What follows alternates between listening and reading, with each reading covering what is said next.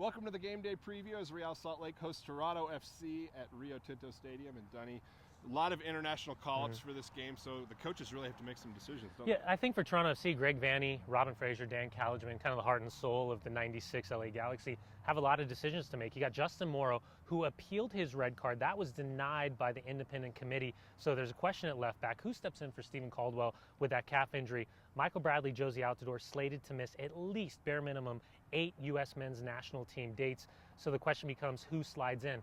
Outside of Colin Warner, I'm not really sure. I think Nick Hagelin might be like for Caldwell. Ashton Morgan could play left back in a pinch if he needs to.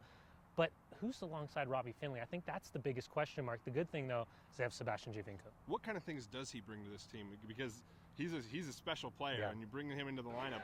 What kind of things are Salt Lake fans going to be watching? Well, he's a game changer, and out goes the theory that you got to be big, strong, fast. He's smart, he's technical, he's dynamic. And that low center of gravity, only 5'4", I would say maybe $150 at best.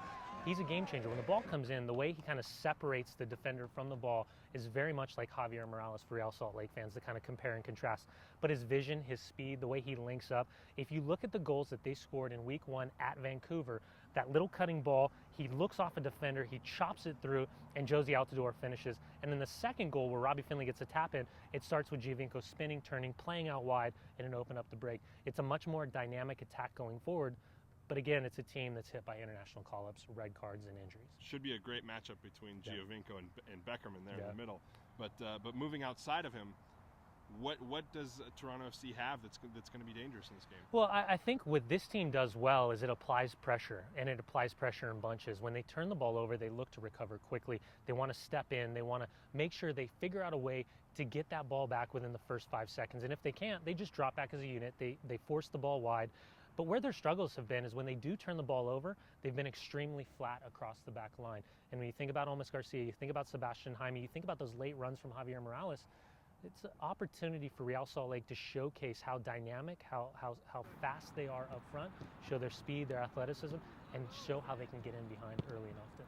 We talked about Toronto's international absence, RSL with 5 as well, with the addition of Boyd Aquano to the U23s. How are those changes going to affect Jeff Cassar's lineup? Well, it obviously, when you lose guys like Nick Raimondo, Saborio, Luis Gil, it affects the starting mentality. But the good thing is this is a team that's used to losing those players. Like for Nick Raimondo, Jeff Antonella. Like for Luis Gil, you've got Luke Mulholland.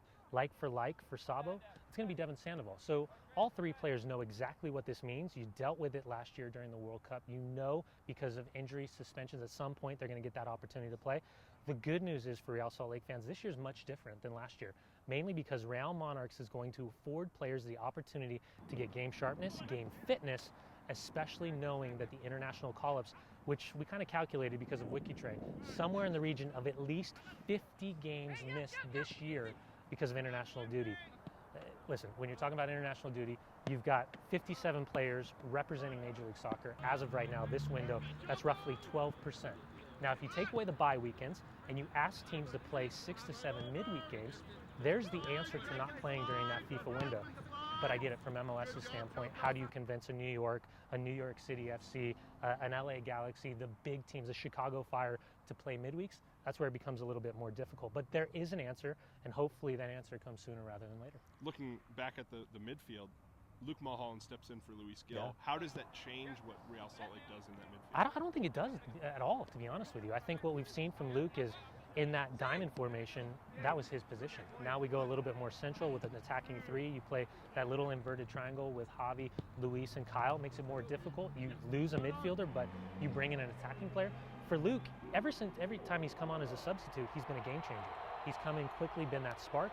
And after he drew that phantom foul on Maurice Sadu last week, and you can see that he wants to get in the box, he wants to get forward, he wants to connect, and he brings kind of that athleticism, that hard work, that commitment on both sides of the ball. So I don't really truly think that there's a drop-off at all. I think, if anything, this is a team that understands each other just as much as the starting 11 does.